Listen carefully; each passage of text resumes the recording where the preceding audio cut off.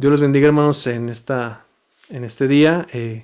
Hoy, como en otras ocasiones, quiero compartir un mensaje de la palabra del Señor y quiero que nos refiramos a un salmo, el salmo número 90. Dice así la palabra del Señor: Señor, tú nos has sido refugio de generación en generación, antes que naciesen los montes y formases la tierra y el mundo. Desde el siglo y hasta el siglo tú eres Dios. Vuelves al hombre hasta ser quebrantado y dices: convertíos, hijos de los hombres, porque 1000 años delante de tus ojos son como el día de ayer que pasó, y como una de las vigilias de la noche. Los arrebatas como son con torrente de aguas, son como sueño, como la hierba que crece en la mañana crece y florece, a la tarde es cortada y se seca, porque con tu furor somos consumidos y con tu ira turbados. Pusiste nuestras maldades delante de ti, nuestros yerros a la luz de tu rostro, porque todos nuestros días declinan a causa de tu ira. Acabamos nuestros años como un pensamiento. Los días de nuestra edad son 70 años, y si en los robustos, como 80 años. Con todo, su fortaleza es molestia y trabajo, porque pronto pasan y volamos. ¿Quién conoce el poder de tu ira y tu indignación, según que debe ser temido? Enséñanos de tal modo a contar nuestros días, que traigamos al corazón sabiduría. Vuélvete, oh Jehová, ¿hasta cuándo? Y aplácate para con tus siervos. De mañana, sácianos de tu misericordia, y cantaremos y nos alegraremos todos nuestros días. Alégranos conforme a los días que nos afligiste, y los años en que vimos el mal. Aparezca en tus siervos tu obra, y tu gloria sobre tus hijos. Sea la luz de Jehová nuestro Dios sobre nosotros, y la obra de nuestras manos confirma sobre nosotros. Sí, la obra de nuestras manos confirma. En este día quisiera hablar sobre un salmo número 90. A lo mejor es ciertamente conocido, para mí uno de los salmos más hermosos que yo he encontrado desde mi punto de vista y perspectiva. Este salmo es un salmo que podemos encontrar que fue escrito o se atribuye, hasta donde sabemos, a Moisés. Es el único salmo, aunque tenemos referencias en otros libros como los del Pentateuco, donde escribió otros dos más cánticos. Ese salmo se le atribuye a Moisés, y es el único que encontramos en todos los 150 salmos que tiene la Biblia. Este salmo tiene una forma muy elegante por lo que se atribuye a Moisés. Recordemos que Moisés es una persona que tuvo la oportunidad de estudiar al lado de la gente de Faraón, de la realeza. Su capacidad de escribir es mucho más elevada que la mayoría de los autores en la Biblia. Pero recordemos que también él tenía un conocimiento de su lengua, el hebreo. Y este hebreo, como en una ocasión comenté, es una lengua que utiliza mucho los símbolos para poder expresar alguna verdad o hacer una ilustración de algo. Y este salmo, el Salmo 90, ilustra algo muy importante. El primer versículo que leíamos, usted lo recuerda, dice: Señor, tú nos has sido refugio de generación en generación. Cuando hablamos, Señor, en este salmo, a Moisés no está hablando de la palabra Elohim, sino utiliza la palabra Adonai. Elohim Adonai significa el soberano, el Dios soberano. Cuando habla sobre su soberanía, es que Él escogió a este pueblo de Israel y nos escogió a nosotros como su Israel espiritual, de acuerdo a su soberanía. No porque tuviéramos algo bueno en nosotros, porque a veces podemos pensar o podemos imaginar que nosotros tenemos la misericordia de Dios porque somos o tenemos algo en especial. Pero realmente un atributo de Dios es su soberanía, y esa soberanía actúa en nosotros, es decir, nos escogió, no nosotros escogimos a Dios. Dios nos dice que ha sido nuestro refugio de generación en generación. Esta palabra que utiliza en hebreo también se utiliza para casa o morada. Pero la traducción o el significado en este punto es un refugio. Y si bien la casa para nosotros cuando llueve es un refugio, cuando hace frío, cuando hace calor, cuando queremos dormirnos y estar en un lugar estable y seguro en nuestra casa, el Señor ha sido esa casa, esa morada para nosotros, donde podamos habitar y poder ser resguardados. No significa que alrededor de nosotros no haya problemas, haya incertidumbre, haya pecado, haya dolor, haya enfermedad, pero el Señor ha sido nuestro refugio, nuestra morada. Y no solo ha sido para una generación, sino para aquellos que han confiado y depositado en Dios su confianza. Hoy en día, en el pasado, en el presente y en el futuro será una morada, un refugio Dios para aquel que en él confía. Y lo declara Moisés, ha sido de generación en generación. Cuando habla Moisés, él puede recordar o puede entender que no solo para él, ni para su pueblo, sino también para Abraham, para Isaac, para Jacob, incluso aún más atrás para Noé. Ha sido esa morada donde han podido refugiarse. Y Dios ha sido esa arca, ese refugio, ese lugar donde aquellos que en su soberanía ha llamado los puede resguardar. Nosotros como creyentes debemos tener la confianza en que Dios es nuestro refugio para nosotros hoy, para nuestros hijos o incluso para nuestros nietos, y fue para nuestros padres y pudo ser incluso para nuestros abuelos. Debemos tener la confianza de que Dios está ahí presente, que no es un Dios ausente. Y a veces sentimos que la ausencia o percibimos que la ausencia de Dios está presente y no es así. Dios está presente en nuestros días. Dice el versículo 2, antes que naciesen los montes y formasen la tierra y el mundo, desde el siglo y hasta el siglo, tú eres Dios. Cuando dice Moisés, desde el siglo hasta el siglo, tú eres Dios, es la forma más elegante, la forma más entendible en que un hombre puede entender que Dios es eterno. Un atributo de Dios es su eternidad. Moisés reconoce que Él siempre ha existido, que incluso antes de que naciese este mundo, fuese formado este mundo, ya era Dios, y aún terminando este mundo, Él seguirá siendo Dios, y que Él debe atribuírsele la gloria y la honra por quién es Él. Él es Dios, Él es el eterno. Y Moisés reconoce que nosotros también somos efímeros en esta tierra. También reconoce nuestra debilidad ante la maldad. Y dice el versículo 3, vuelves al hombre hasta ser quebrantado, dice, convertíos hijos de los hombres. Reconoce que el hombre por naturaleza es pecaminoso y que debe tener una rendición de su vida, de sus actos delante de Dios. Si bien Dios es nuestro refugio, Dios no es un Dios que solapa el pecado. Dios es un Dios que desea tener un encuentro, pero también necesita que nosotros seamos perdonados para poder encontrarnos con Él y poder habitar juntamente con Él. Y la única manera de poder encontrarnos con Jesús es a través del perdón de nuestros pecados a través de Cristo Jesús. Moisés a lo mejor no alcanzaba a ver lo que estaba pasando, pero reconocía que un día nosotros tendríamos que ser quebrantados. Y alguien fue quebrantado para que nosotros fuésemos libertados como en el antiguo Egipto. Teníamos un yugo de nuestros pies, bajo nuestros brazos, bajo nuestra cabeza, bajo nuestro corazón. Tenemos un yugo el cual nos tenía atados, nos tenía controlados. Y la única libertad era a través de Dios. Jesús rompe todo yugo, incluso el de la muerte, para que nosotros podamos vivir juntamente con Él. Hoy en día nosotros somos gente de la inmediatez. Hoy queremos todo de manera inmediata. Sentimos que la vida se nos va tan rápido que queremos que lograr, y no es malo desear cosas y obtener cosas rápidamente, pero a veces somos tan desesperados que por obrar o hacer algo de manera precipitada cometemos errores. Dice el versículo 4, porque 1000 años delante de tus ojos son como el día de ayer que pasó y como una de las vigilas de la noche.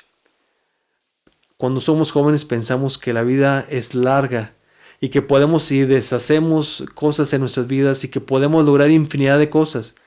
Pero cuando pasan los años nos damos cuenta que la vida es corta, que la vida se va más rápido de lo que tú piensas o imaginas, que la vida en un abrir y cerrar de ojos puede ser quitada por algún accidente, por alguna enfermedad.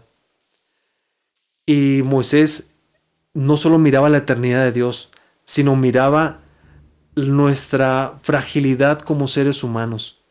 Y entendía que si bien para Dios el tiempo realmente no es tan relevante, sino su poder y su obra en nosotros es relevante, nosotros podemos pelear por lograr cosas, por extender nuestras vidas. Y en los versículos anteriores dice que los hombres, que los más fuertes llegan a 80, si los robustos a lo mejor 70.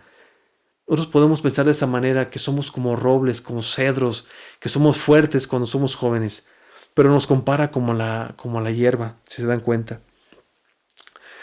Dice el versículo 5: los arrebatas como torrente de aguas, son como un sueño, como la hierba que crece en la mañana florece, crece, y a la tarde es cortada y se seca. La fragilidad de la vida humana puede ser tan solo de un día. Hoy en día hay quienes ni siquiera llegan a nacer. Uno de los problemas que enfrentamos en la actualidad es el aborto. Y no solo el que podemos conocer, el que se está legislando hoy en día, sino incluso el que se ha cometido durante muchos años a través de alguna sustancia química o de algún procedimiento quirúrgico.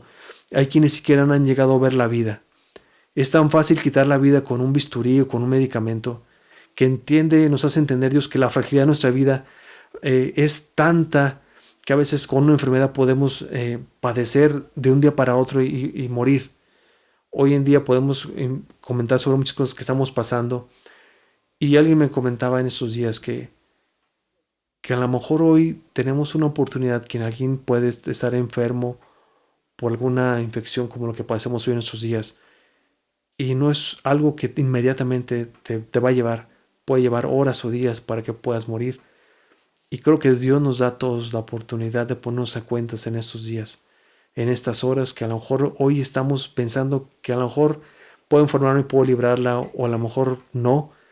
Nos da un tiempo, unos días, unas horas para ponernos a cuentas delante de Dios. Y sería bueno que hoy entendiésemos que nuestra vida no es muy fuerte, que nuestra vida no es tan robusta como pensamos, que Dios la compara, y a través de Moisés lo dice, como la hierba, y que a lo mejor pensamos que vamos a durar todo un verano y que hay hierba que no dura más que un día. Y una de las cosas que menciona también es que pusiste nuestras maldades delante de ti, nuestros yerros a la luz de tu rostro, porque todos nuestros días declinan a causa de tu ira, acabamos nuestros años como un pensamiento. Podemos ocultar infinidad de pensamientos, podemos ocultar infinidad de deseos o infinidad de envidias, de corajes, de ira, de frustraciones delante de Dios, pero delante de Dios no hay nada que pueda ser oculto. Y uno de los atributos de Dios es eso, la omnisciencia, es decir, Dios conoce todo lo que hay en nuestro corazón y aún fuera de nuestro corazón. ¿Qué nos motiva a hacer cosas? Pues infinidad de pensamientos. Lo que está lleno en nuestro corazón, de eso manifestamos algunas cosas. Incluso a veces la forma incluso de vestir, la forma de hablar, la forma de tratar a otros manifiesta lo que hay dentro y que a lo mejor no queremos revelar, o que no, ni siquiera a lo mejor nos hemos dado cuenta. Pero la omnisciencia de Dios reconoce, y es bueno poder confesar lo que hay dentro de nosotros para que Dios pueda eliminarlo, borrarlo, desecharlo, perdonarlo sobre todo. Porque a fin de un día de cuentas Dios lo va a sacar a la luz. Y Moisés se dio cuenta de esto. Durante todo el peregrinaje, en los 40 años al desierto, Moisés pudo ver cómo Dios en su omnisciencia pudo revelar lo que había dentro del hombre.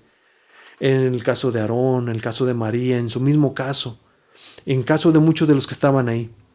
Y hablo de la fragilidad de nuestras vidas porque Moisés, como ningún otro hombre, pudo ver la fragilidad de miles y miles de hombres que cayeron en el desierto. Él pudo ser y pudo constatar infinidad de funerales como nadie ha visto hoy en día. Un solo hombre pudo ver miles y 100,000 y ahora hasta millones de muertes delante de sus ojos, como nadie lo ha visto. Mejor nos podemos conocer o entender que podemos oír de millones o de miles de muertes, pero Moisés no solo escuchó, sino las vio. Y entendió que un hombre y una mujer que no revela lo que hay en su corazón y no lo entrega a Dios, no pide perdón, va a ser revelado a fin de cuentas por Dios. Y esos hombres y esas mujeres que se rebelaron y no tuvieron confianza en Dios, un día Dios tuvo que tratar con ellos y decirles que no iban a entrar a la tierra prometida, que ellos iban a quedar en el desierto, que esa generación quedaría ahí. Incluso Moisés, por el enojo que cometió y haber tocado 2 veces la peña, él se quedó nada más viendo desde lejos la tierra prometida. Se pudo revelar, y Dios, aunque ha sido el varón de Dios y haya sido el amigo de Dios, Dios no solapa a nadie y tuvo que hacer lo que tuvo que hacer con Moisés. solamente dejarlo ver a la distancia la tierra prometida. Después de tantos años, después de tantos logros a lo mejor, después de ver tantas maravillas, incluso llenarse de la presencia de Dios y que su rostro irradiara la presencia de Dios, después de todo eso, un simple enojo, una mala orden hecha, un corazón que traía molestia, ira o coraje, de una manera que no debe haberlo hecho, le costó solamente llegar a ver la tierra prometida. Hoy en día nosotros pensamos que nosotros podemos hacer infinidad de cosas y hay luego personas que incluso llegan a reclamar a Dios y en estas circunstancias que pasamos pueden llegar incluso, he escuchado que están enojados hasta con Dios por las circunstancias que pasan. A veces las circunstancias no son causa de Dios, sino que son causa de nosotros, de una mala planeación, de una mala actitud, de no cuidarnos, de no hacer ciertas cosas y decimos, ¿por qué a mí, Dios? A veces la respuesta no está en Dios, la respuesta está en nosotros, en nuestros actos y en la forma en que actuamos. A veces echamos la culpa a Dios de nuestros propios errores. Nuestros errores evidencian muchas veces nuestros resultados. A veces podemos decir, voy a hacer un negocio, voy así, voy acá, voy a lograrlo, voy a ser alguien rico, voy a ser una persona exitosa. Y dice Santiago que no digamos así, más bien digamos, si Dios quiere, haremos esto y aquello y hacemos este negocio. Y a veces no contamos a Dios, contamos más en nuestras capacidades y en nuestro conocimiento y en lo que hemos aprendido de otros para poder hacer algo. Si Él lo pudo lograr, con más razón yo. Ese salmo también declara algo muy importante y dice en el versículo número 12, enséñanos de tal modo a contar nuestros días que traigamos al corazón sabiduría. Nosotros como humanos hemos aprendido a hacer contabilidad de todo. Podemos contar cuántos habitantes hay en una ciudad, en un planeta. Podemos contar incluso cuántas estrellas hay en el cielo y hacemos estimaciones. Estimamos en nuestros teléfonos cuánto nos toca ir de un lugar a otro. 2 horas. Y decimos, no, yo creo que hago menos.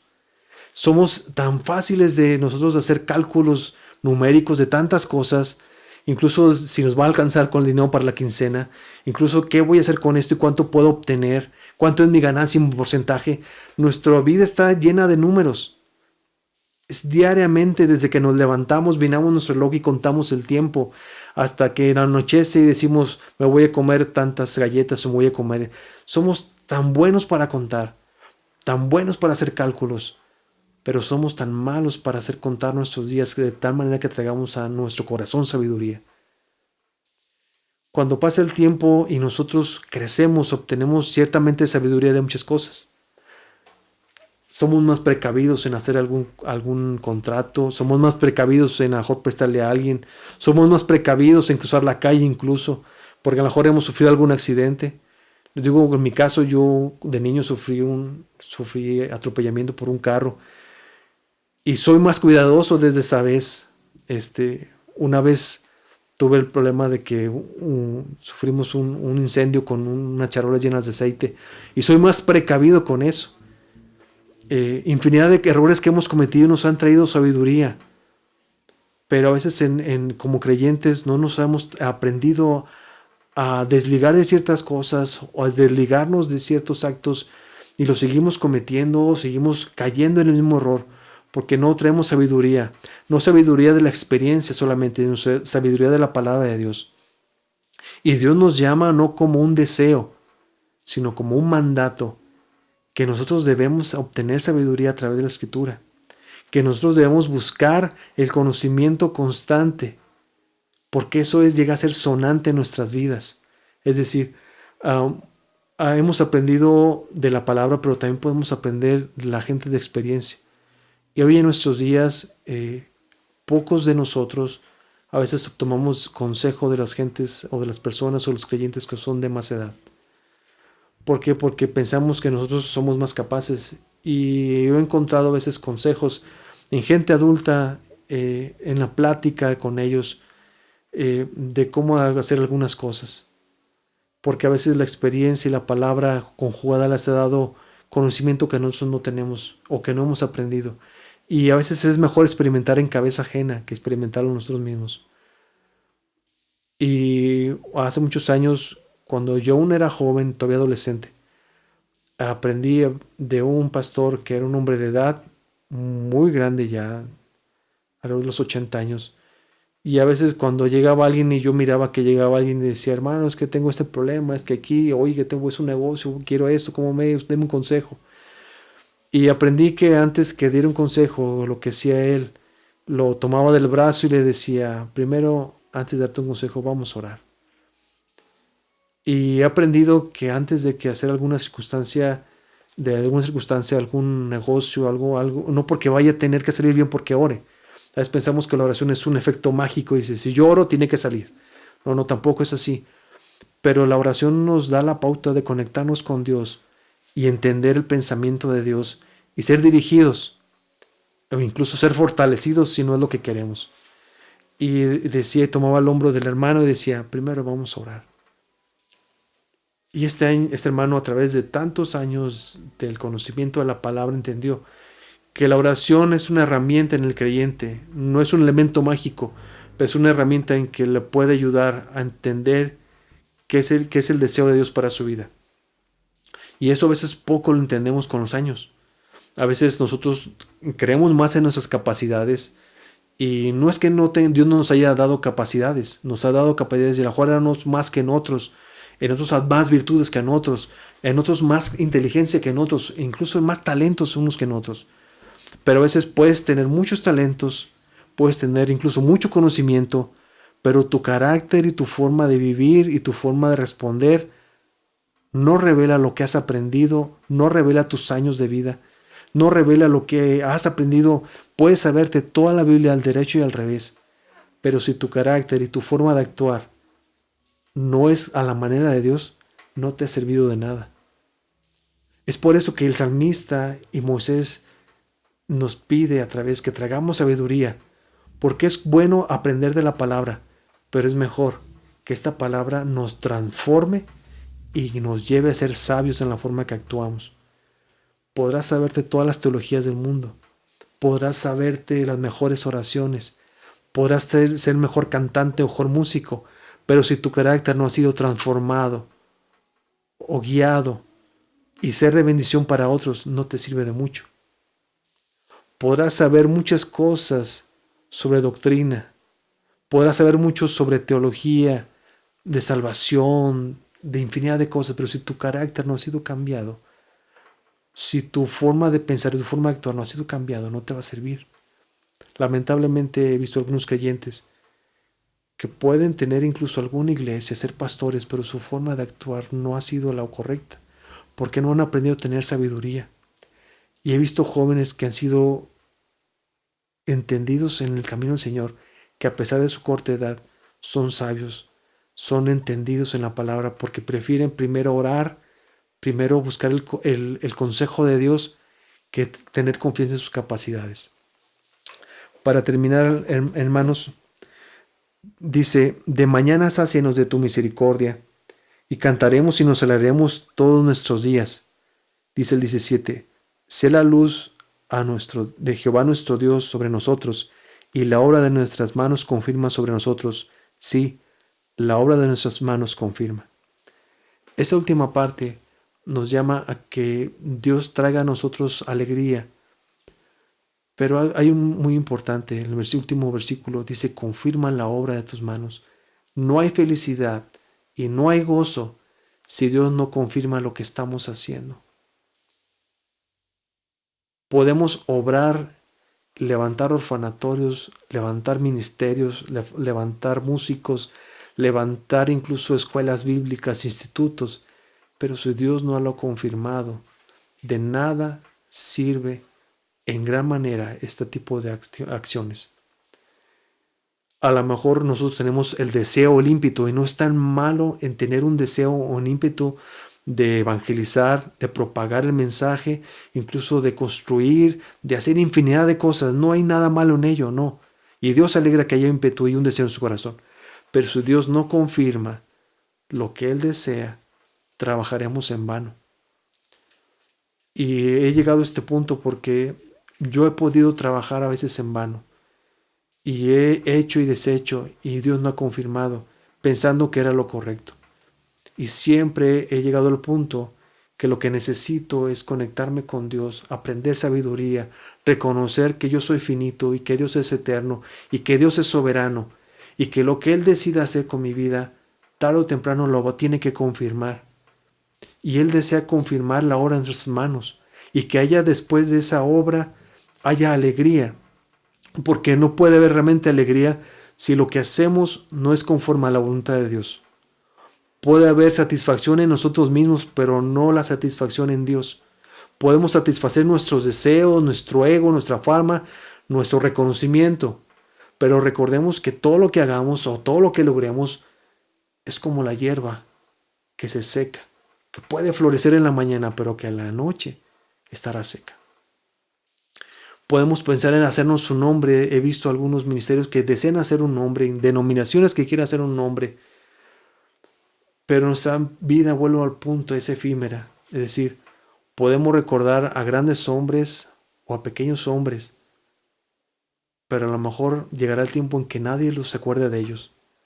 Nosotros no nos hacemos un nombre, nosotros recordamos el nombre de quien nos ha salvado, y ese nombre debe ser sobre todo nombre. Es decir, a Él la gloria, a Él la honra por lo que hace, por lo que está transformando, por lo que está salvando, por el sacrificio, a Él siempre la gloria y la honra. Señor, tú no has sido refugio de generación en generación. Ese primer versículo que reconoce, escribe Moisés. No sé en qué momento lo ha escrito Moisés. A lo mejor fue el momento que estaba en el desierto